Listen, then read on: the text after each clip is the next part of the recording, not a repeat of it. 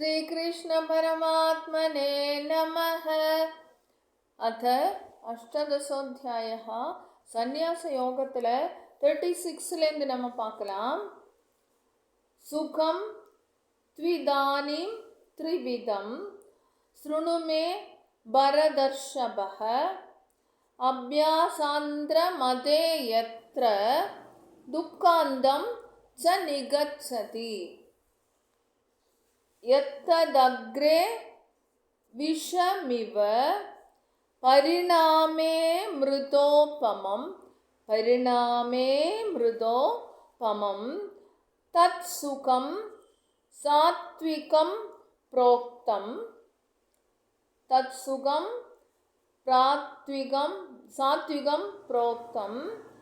ஆத்மபுத்தி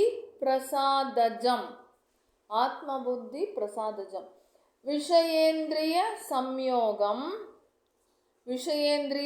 சம்யோகாம் த்யத்ததக்ரே மிருதோபமம் பரிணாமே விஷமிவ தத்சுகம் ராஜசம்ஸ்மிருதம். அதாவது விஷயேந்திரிய சம்யோகாத்யத்தமே யோகா, அதாவது யோகம்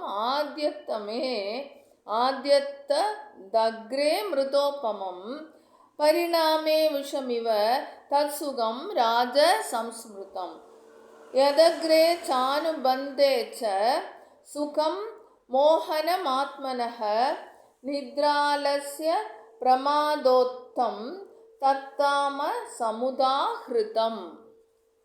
நெக்ஸ்ட் பாருங்க. ந ததஸ்தி பிரதிவ்யாம் வா திவி தேவேஷு வா புனः சத்வம் பிரகிருதிஜைர் முக்தம் யதேபி ஸ்யாத் த்ரிபிர்குணைஹி யதேபி ஸ்யாத் த்ரிபிர்குணைஹி.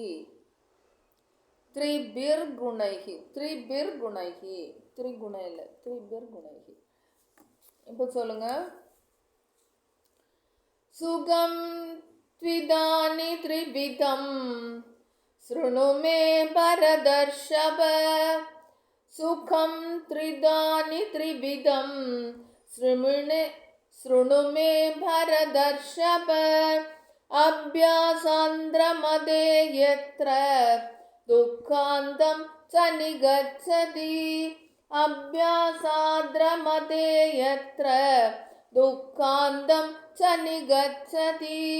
சுகம் த்விதானிம் த்ரிவிதம் ஸ்ருணு மே பரதர்ஷப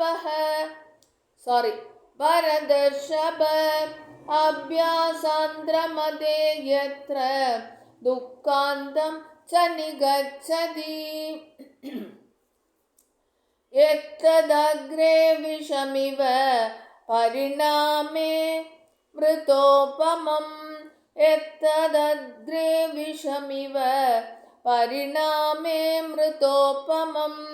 தத்சுகம் சாத்விகம் ப்ரோக்தம் ஆத்மபுத்தி பிரசாதஜம்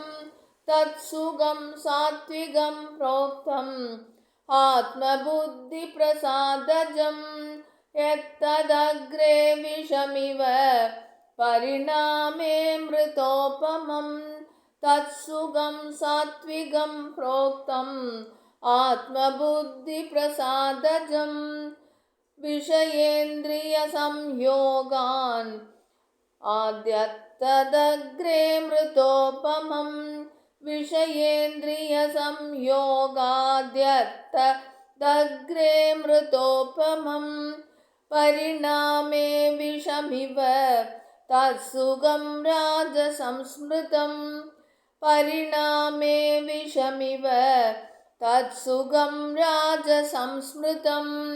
விஷயேந்திரிய சம்யோகாத்யத்ததக்ரே மிருதோபமம் பரிணாமே விஷமிவ தத்சுகம் ராஜசம்ஸ்மிருதம் யதக்ரே சானுபந்தே ச சுகம் மோகனமாத்மனः यदग्रे चानुबन्धे च सुखं मोहनमात्मनः निद्रालस्य प्रमादोत्थं तत्तामसमुदाहृतं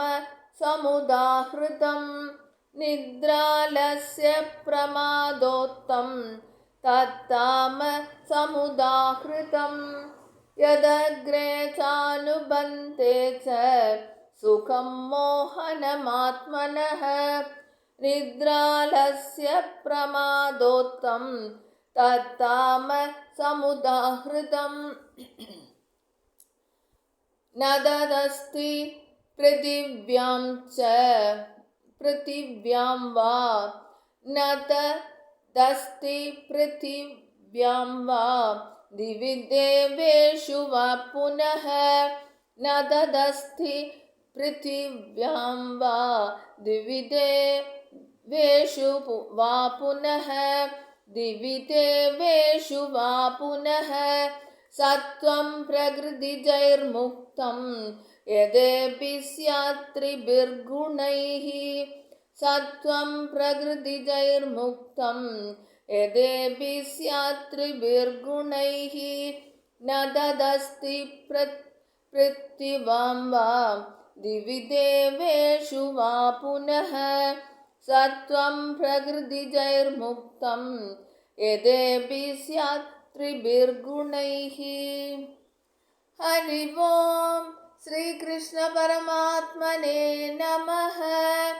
எல்லாரும் சப்ஸ்கிரைப் பண்ணுங்க, ஷேர் பண்ணுங்க, எல்லாருக்கும் யூஸ்ஃபுல்லாக இருக்கட்டும். ராம் ராம்.